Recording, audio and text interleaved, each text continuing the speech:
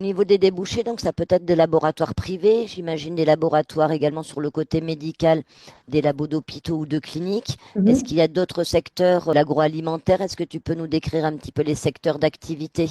Oui, bah, déjà, il y a oui, tous les labos privés, labos d'analyse médicale privés. Il y a tout le secteur dans les hôpitaux. On peut travailler dans les hôpitaux avec un BTS. Il faut un BTS pour travailler dans un hôpital. Ensuite, il y a l'agroalimentaire. Donc là, il y a tout le côté, c'est surtout du privé. Et c'est surtout les analyses alimentaires.